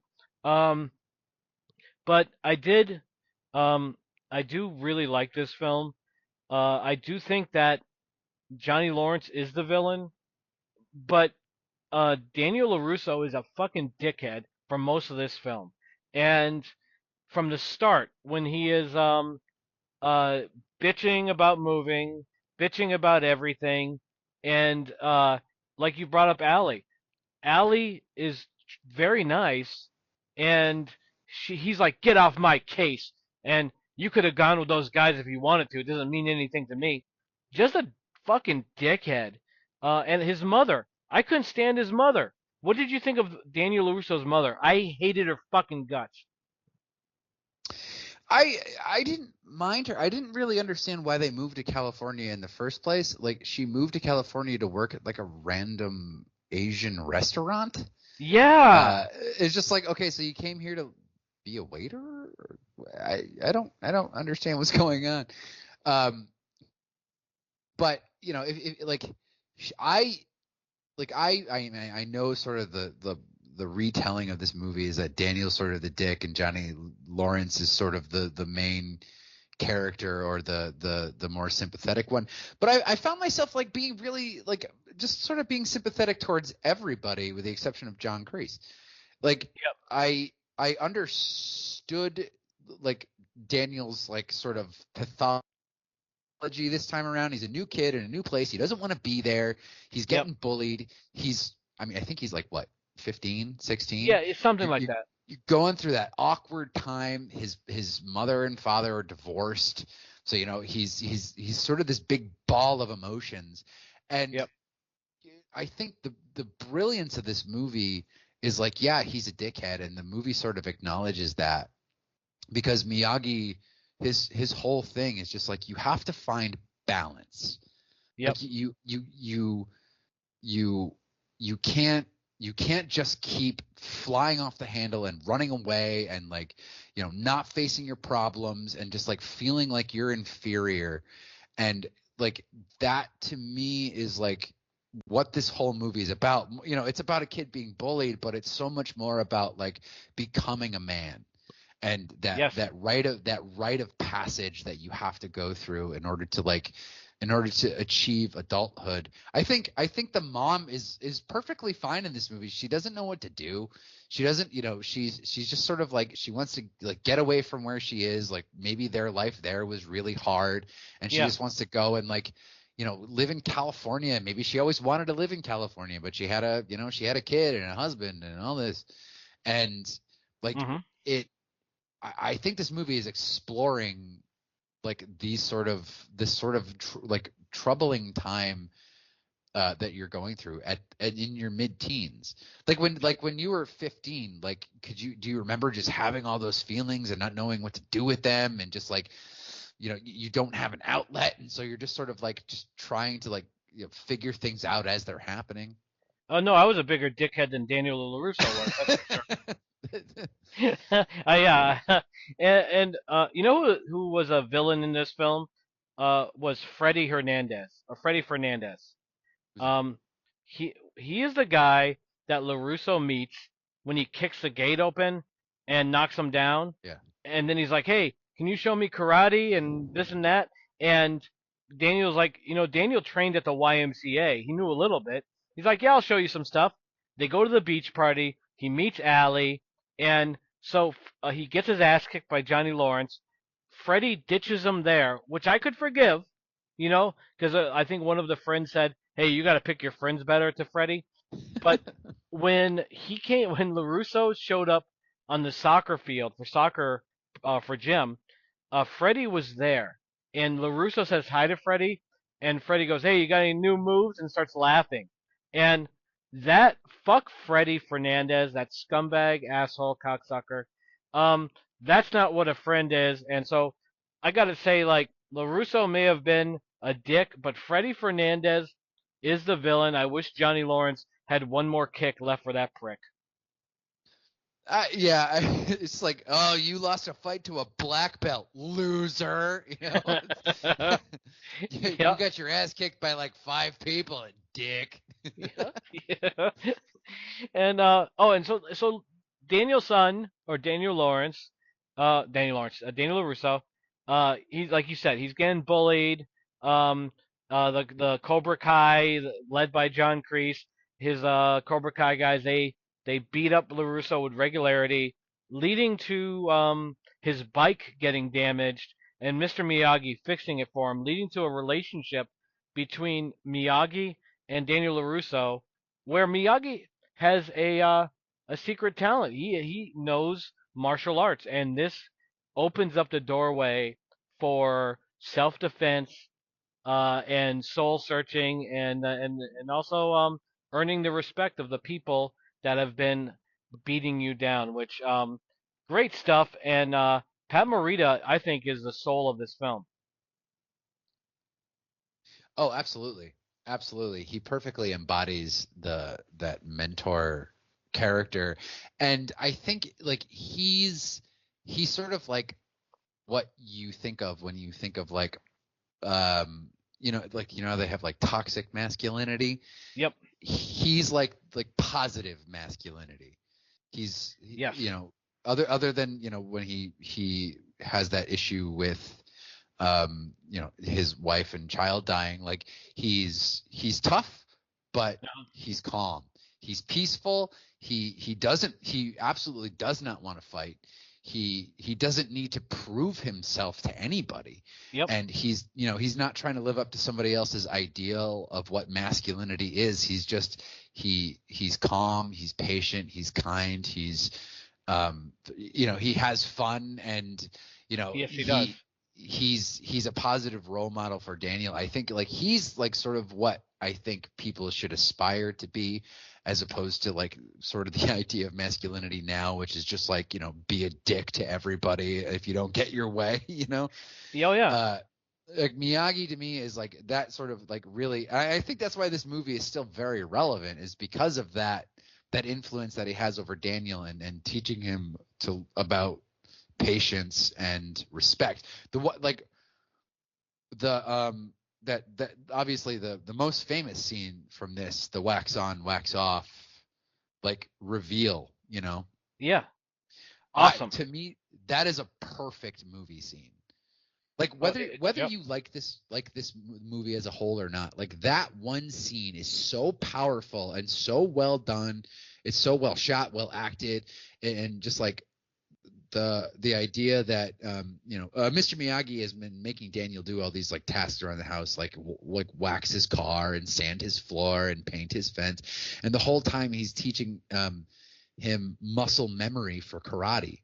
Yes. And then Daniel LaRusso gets all pissed off and he's just like, I'm not learning karate. And he's like, no, he's like, show me how you sand the floor. And then he realizes he's been teaching him blocking, and it's just such a perfectly done movie scene. And that I really caught onto the expression, this always look eye. Yep. Look them in the eye. Don't run away. Be here. Be present. Face what you're afraid of. Like what a great scene. Fuck. And you brought up earlier in your synopsis that about his military past and about his wife and newborn son dying. And as I watched that, it really never sank in before, as I watched it at other times, how broken Miyagi was and how he desperately needed somebody. And Daniel LaRusso filled that void where his son died. Now he has a young man that he can mentor, and he lives alone. He has nobody. So now he has someone to listen to his jokes, like the joke about his belt that he bought at J.C. Penney, and um, all this stuff. Like Miyagi is so much more complex than I gave him credit for before. Watching this, I'm like, wow, Miyagi definitely needed LaRusso, needed to mentor someone. It gave him purpose in life. That basically he needed LaRusso more than LaRusso needed him. What do you think? I would say it's certainly an equal balance between the two of them. I think when you get older, now that we're older, like men, Mm-hmm. like we understand that relationship that Miyagi needs from Daniel, and it's like allowing himself to be open again and allowing himself to like kind of feel for someone again. Certainly like, I mean, he was nominated for an Academy Award for this role, And he deserved it. And great. I loved Miyagi in this. And I'm almost positive. I should have researched this, but that would have taken a Google search, and I wasn't into it. When Mr. Miyagi is training LaRusso on the beach, they walk up to that white dude, the racist white guy, I forget what he called Miyagi, some Asian slur, and he's drinking beers. Um, it's, hey, you gotta have one racist guy in every film, I think. So they got the racist guy, but wasn't that racist guy Dr. Giggles? Am I wrong? I don't know. I'm positive that it was Dr. Giggles, the guy from the Darkman movie, and Oh no, yeah, I know Dr. Giggles. well, Dr. Giggles, I never thought he had a racist bone in his body, but apparently he does. But um, I, you gotta. The thing is, if you're gonna Holy create, shit, it is. Oh boom, my god. boom, there you go. Oh. I rest my case. Um, that that you have when you're gonna make a villain, like just a throwaway villain, you got to give them some reason to just come and go quickly. And the easiest way is to make them a racist. So what the hell? Why were they hanging out there? Why did they have beers on Miyagi's truck when they could have put them anywhere? Who knows? Who cares? It was just more shit for Miyagi to do and to show how epic he is. He may be a little short, chubby guy, but he knows karate. Choppy choppy. He fucking cut those fucking beer bottles in half with his hand. And that was amazing, and Dr. Giggles was flabbergasted, don't you think? Absolutely. Although I liked the way that was handled was typically he would have just like hit them or like kicked the shit out of them or whatever, but he's just like, Sure. nope, this is what I can do. I'm going to cut these beer bottles with my hand. And then it's just like, all right, well, I'm sorry, sir. I'll just take these beer bottles away now. Okay, bye. Yep. I'm like, I liked the way that was handled. It was not like he didn't punch them or anything. It was just like, this is what happens. Like, here's my line, Great scene. And Dr. Giggles, I expected more of you, sir. Bad guy from Darkman, I expected more as well. So Miyagi, and it also allowed levity. Like, there's a good balance of action and drama and humor in this because after he chopped up the beer bottles with his hand, LaRusso goes, "How did you do that? How did you do that?" And he's like, "Don't know, first time." And I'm like, that's just fucking funny. And so Miyagi is training LaRusso, and they're becoming kind of a father and son, or at least good friends. Because LaRusso, they never say why. At least I didn't hear it. Why his dad's not around. So No, I don't think so. so Miyagi fills that void, and they head in, and he's teaching him stuff, and he's also trying to keep LaRusso's ego in check. Because you remember when he was trying to teach him to punch, and when LaRusso started punching well, he started doing the Ali shuffle, and Miyagi had to take him down and says, "You talk too much. You don't listen enough." LaRusso needed that. He needed some structure because he really didn't listen to his mom. Mm-hmm. I don't blame him either. His mom sucks. I don't know if I said that yet or not. You've mentioned it once or twice. Okay, so we go and John Kreese, one of the best villains of all time. You have Miyagi. He saves. Well, let's go back a little bit. LaRusso wants to date Allie, but he's afraid of the Cobra Kai, so he wants to go to a Halloween high school party as inconspicuous as he can be. And Miyagi's like, "Hey, if no one can see you, you'd go." And so he makes him into a shower, and he's got this big like a fucking like shower curtain that wraps around him. And Allie sees it. Allie's very smitten with Daniel. Goes in there, and they're kind of like talking to each other, and Daniel is finally saying, "Hey, I gotta stand up for myself, and eventually I will. It's coming soon." And that guy dressed like the chicken smashes an egg over his head, and for some reason everyone thinks that's funny. I'd be fucking pissed off. That egg does not come out of your fucking hair very well, I don't think. What would you do if some guy dressed like a cock smashed you over the face and splattered it all over your forehead? I'm sorry, could you rephrase the question, please? What would you do if a guy dressed like a chicken smashed an egg on your head? Oh, okay. That makes a little more sense. I don't know. I'd probably wash it out. I imagine eggs probably leave like some good volume and body in your hair. Like, I would just incorporate it into the next shampoo and conditioner cycle.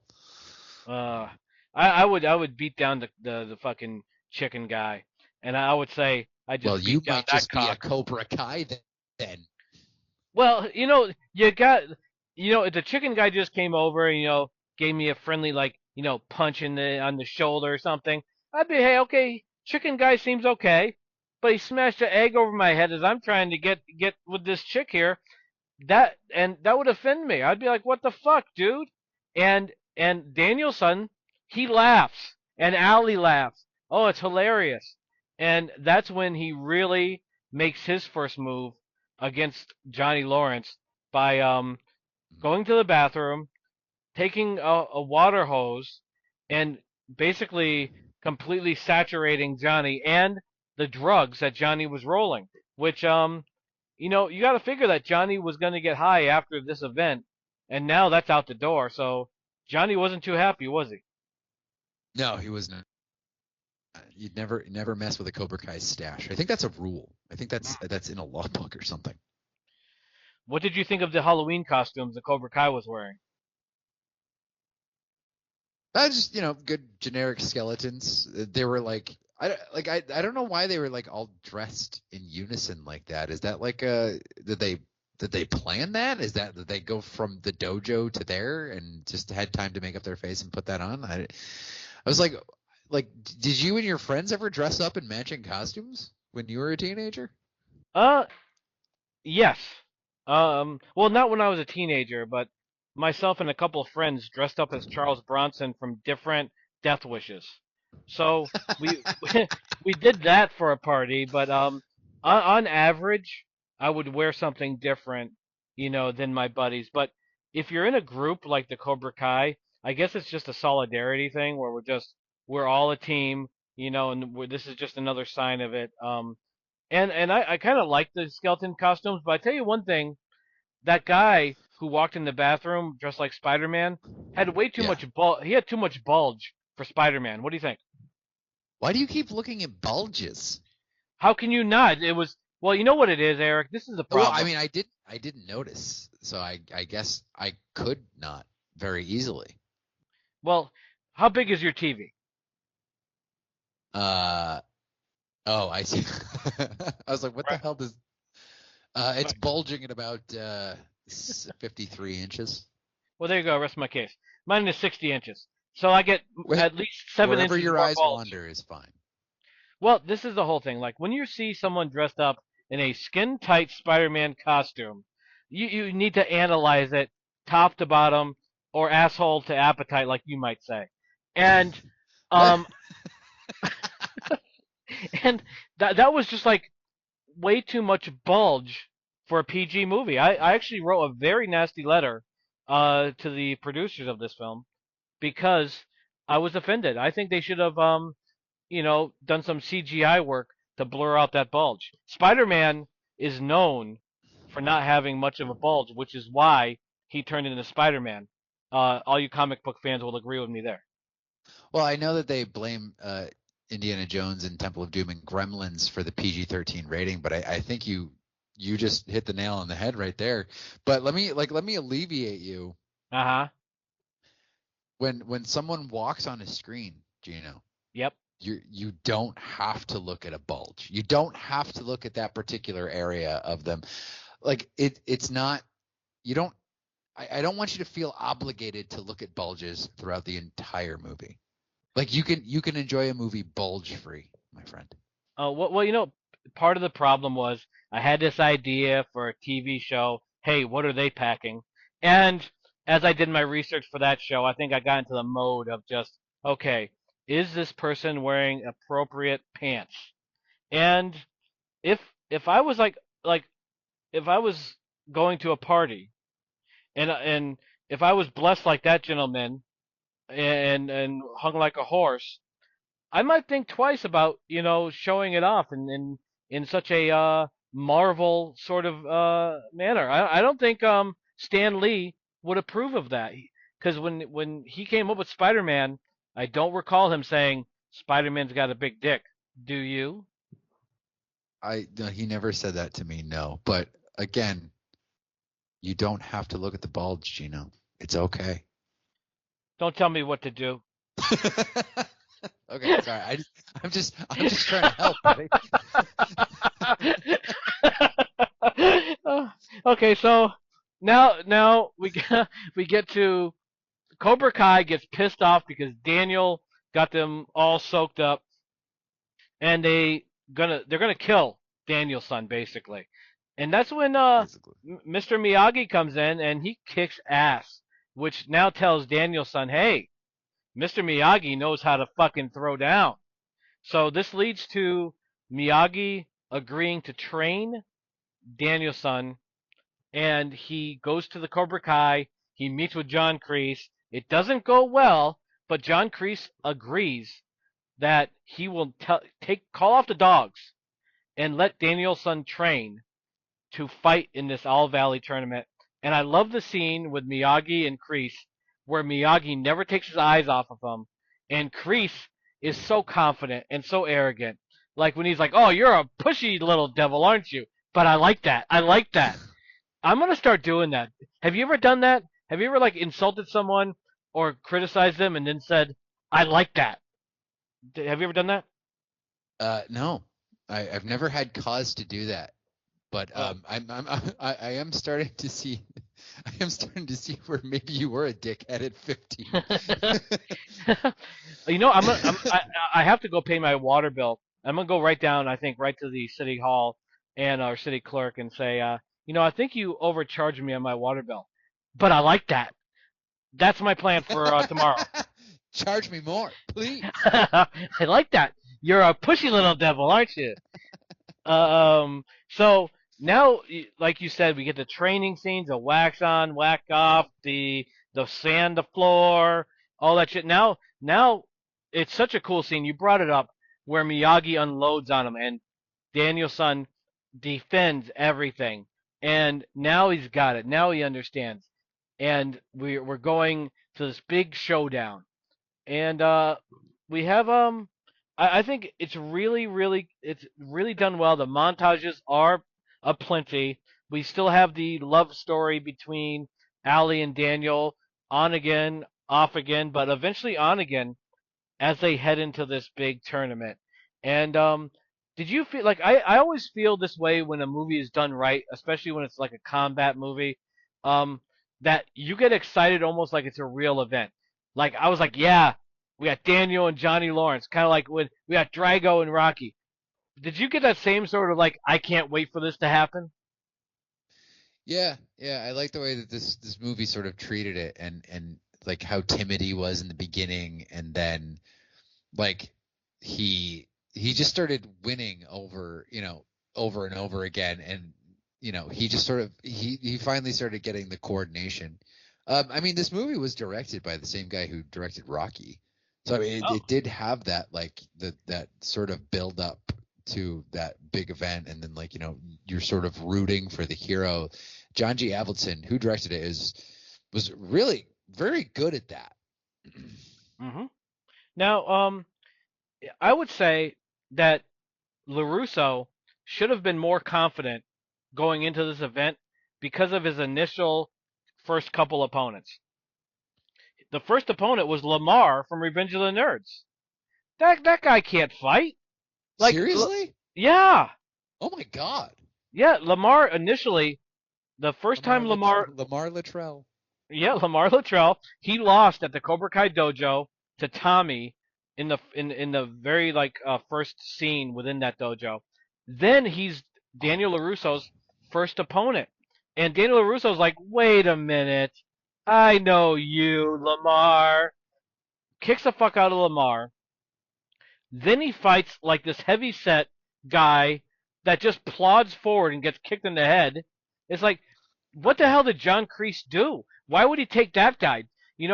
Mercies for the weak, be strong, all this kind of shit.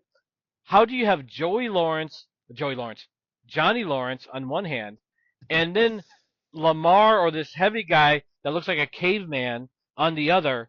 I'm like, there seems to be like no turnaways at Cobra Kai. Well, I mean, if you pay your $20 a month, I'm sure anyone could be a Cobra Kai member. You could be the best around. Now, Nothing's going to keep them down. now that song, in my opinion, is not a good song, and it was overplayed a little bit. What did you think? Did you think that song belongs in the same category is Eye of the Tiger. I like it. I think that song's great. It's very simplistic. It's not as cool as Eye of the Tiger, but I don't mind it. I loved it. Well, do you know that I think that was the song that Stallone wanted for Rocky 3 and Mhm. ended up getting Eye of the Tiger instead, which I think he lucked out. But yeah, I mean, you're the best. Um, I can live with it. I did like the fighting montages, and I did like that they didn't just make Daniel LaRusso the conqueror of all the Cobra Kai, because you had that finalist that took on Johnny Lawrence, and he took out a few of those guys himself. So they made it kind of realistic and and a good time. So we lead into Kreese. He is not going to be made to look a fool. He tells I want to say it was Bobby that Mhm. yeah, it was Bobby Brown was his name, and he injures LaRusso. Bobby Brown. I like that song. It's my prerogative. What do you think? I don't think that's the same person. Oh no, no, I for sure. I'm 64% sure it's not. But but do you like that song? Like if that song was playing, would you shut off the radio? Probably. Oh, I don't like that song. I like that. Do what I want. It's my prerogative. Yeah, no, Yeah, no, yeah. no, thank you. I made this money. You didn't. Yeah, I like that song. Okay, Okay, so all right. we'll agree to disagree. Um, now So Bobby. Bobby intentionally injures Danny's leg at the behest of Kreese, who says, take out his leg. And it's important to I think it's important to point out that Bobby actually wasn't as a big a bully as the rest of them. I think he was the one that was telling him to like chill out, leave him alone. And then after he injures Danny, it, like runs up and just like, I'm so sorry, I'm so sorry, I'm so Yep. sorry. I kind of like the different shades going on in Cobra Kai of like the guys who are into it and the guys who weren't, because it'd be really easy to paint them all as like snarling villains. But I like that there was one, Mm-hmm. and Yep. then there I was agree. what was the other one? There was There was one. There was like a blonde one too, wasn't there? there was the Kiefer Sutherland looking guy who was Oh kind of yeah. like he was kind of forgettable. But then there was Tommy. He was on get a body bag ready. That guy. He was like Crease's. Yeah, he was Great good. line. Put him Yeah. in a body bag. Yeah, he was awesome. We get the finals, which is LaRusso gets hurt. Johnny beats the guy who was tough for everybody else, and it looks like uh, Johnny's going to get a bye and just win the whole tournament. But Miyagi has this thing where he rubs his hand and then picks your favorite body part and fixes it. And he does that for LaRusso's leg. And now we have a final between Johnny and Danielson for all the marbles. And where do you rank this final fight amongst other final fights in these epic action films? uh, Emotionally, I would say it's right up there. It's better than like say 3 o'clock high. Yes. But I would like the journey from the beginning to this point, like they really did a good job of sort of fleshing this out and making this championship important, because at the end Miyagi says, like, you don't have to prove it to anyone. Yep. And then Danny's like, how am I ever going to face them again? He has to prove it to himself. Yes, he does. And Yes. I think that's what, and like he's not necessarily just fighting off bullies, he's fighting that part of himself that's afraid and scared and doesn't want to do it. And like that, I think, is like sort of his rite of passage. That like emotionally this ranks like up there with one of the best sort of sport or fight ending, whatever you want to call it. Yeah, I'd put it right up there with Rocky. Yeah, I don't think I would list it that high, but it is epic. And I think It's better than Rocky. oh, well, I think a lot. You're hey, I unlike you and your bulge fixation, um, I will not criticize you for saying that. And I think like I think that's a protrusion projection on your part, you know. well, I'm just saying a guy that recognizes an unsightly bulge is better than a guy who recognizes a guy who recognizes unsightly bulge. That's all I'm saying. Now we have the ending where John that goes back and forth. Daniel wins a little bit, Johnny wins a little bit, and then finally that crane kick that no one can stop until Karate Kid 2 um, lands, wins a tournament, and Johnny comes around. Johnny realizes, hey, this guy, I can't bully him. He's actually not too bad of a guy. I don't like guys from Jersey, he might say, but this guy's okay because now he's a Californian. So yeah, and Miyagi smiles. Miyagi has that grin on his face, like, yeah, I did that shit, bitch. How you like me now? So what did you think of Karate Kid overall? Um, in the year 1984, do you think it's the second best movie of '84 or not? Um, I mean, it's so hard to compare movies because I mean, how do you compare this to like say Beverly Hills Cop or Footloose or whatever? I mean, all those were just great movies, right?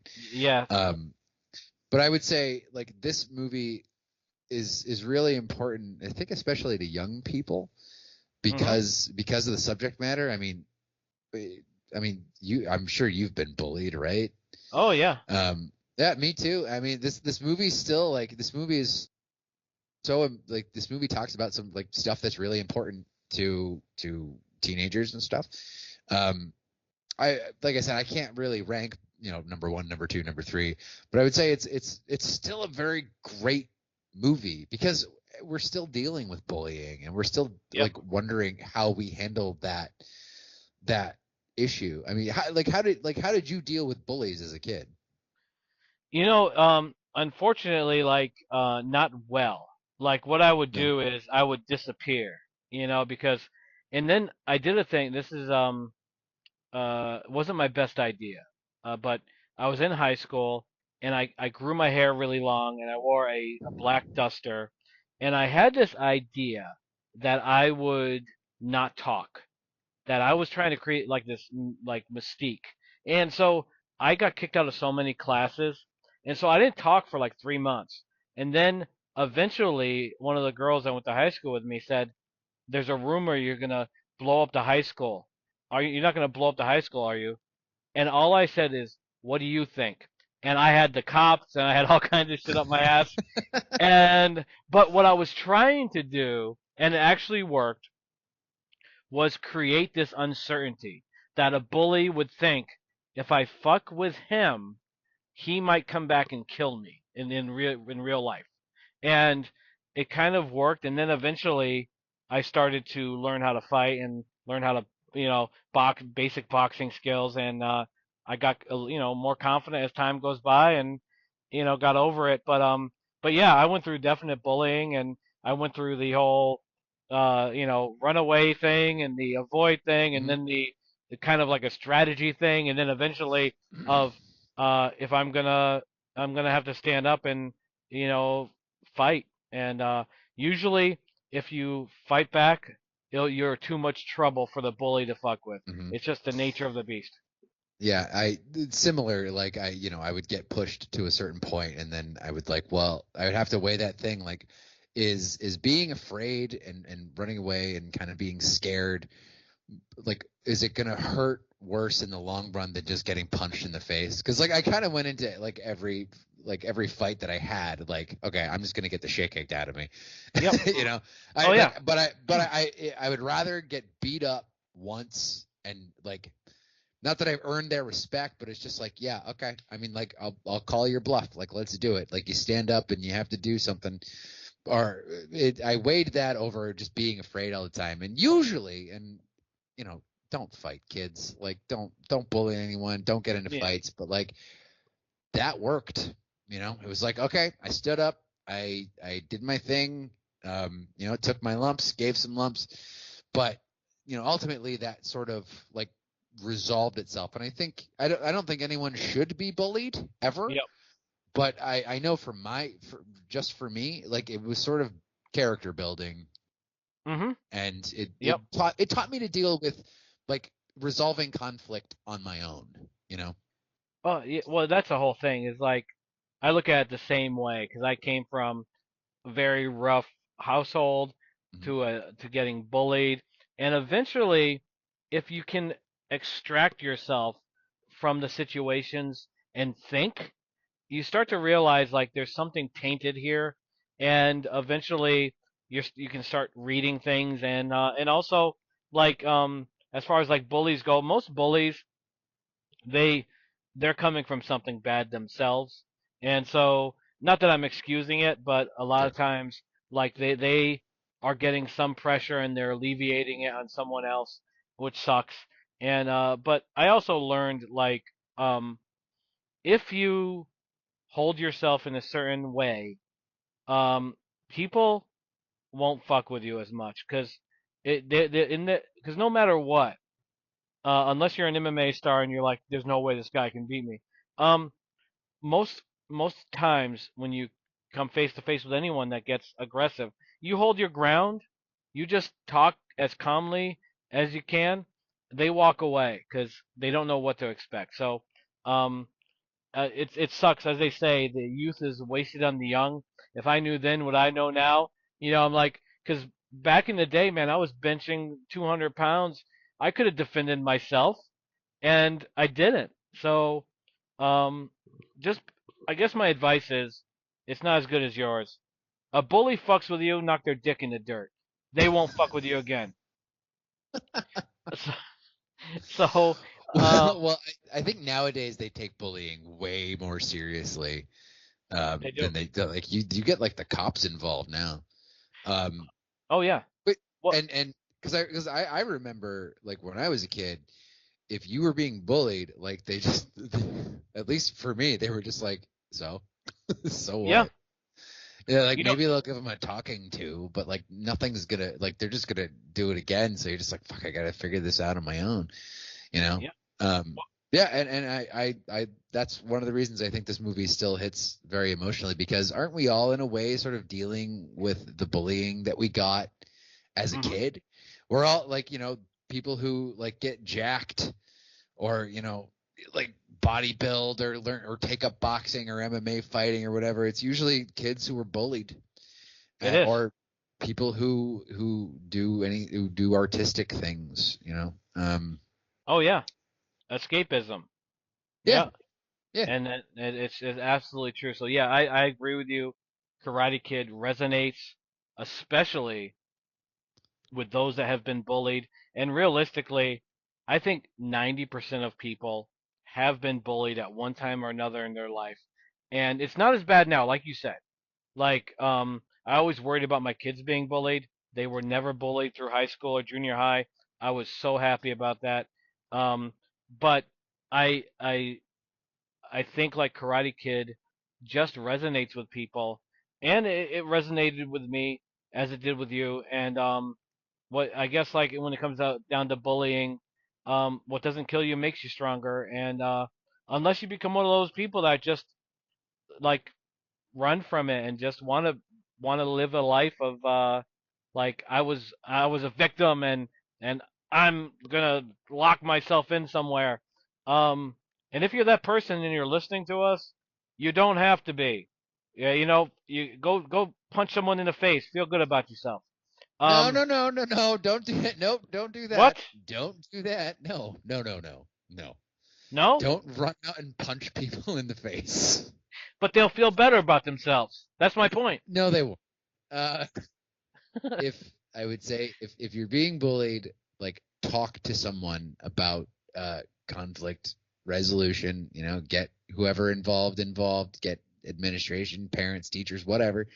But if you want to feel more confident in yourself or you want to learn to defend yourself, like certainly take some karate lessons, boxing lessons, MMA lessons, whatever. Just something that like you can channel your negative feelings into. Don't run out and punch people in the face. I'm on Which board with one you of us now. which one of us has kids? Oh, I do. And I have guinea pigs too, and I've taught them to be vicious. Um, but I will agree with you. If you're being bullied out there, go out there, take an MMA class, take a boxing class, take a karate class, and remember one thing: mercy is for the weak. Um, now, Eric, what a I'm sorry. Where does Karate Kid rank in the pantheon of 1984 films for you? oh God, it's in amazingly, it's in the top 10, which it belongs like probably in the top 6 or 7. But you got Terminator, you got the Friday the 13th Part 4, you got Beverly Hills Cop, Nightmare on Elm Street. Oh my, Ghostbusters. This is a banner year. So, top 5 or 6, I suppose. But an all-time classic, just like the others I've mentioned. Um, it's a incredible film, incredible good time, and I liked it even more now, watching it through my older eyes and seeing more so where Miyagi was coming from, and how complex he was. I really enjoyed that. So Eric, it was a good time taking a stroll down memory lane with you. Any final thoughts as we close out our 12th episode? Uh, I'm so grateful for the year 1984 and all the films that it gave us. And I'm just so happy to have been able to talk about Ghostbusters and Karate Kid. And it's always interesting talking about stuff with you. Yeah. Yeah, well, good time. And Eric, love talking about these films, and I love just giving my commentary, which I think most people feel the same exact way. So, much love to everyone that tunes in, Eric.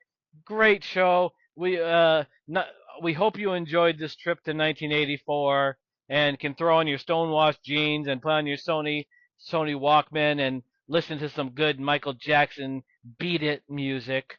And we'll see you guys next time. Bye, Eric. Yeah. Subject to changes, nothing stays the same. Life keeps spinning in this endless game. Grab your worries, throw them to the flame. Stay tuned and ride on the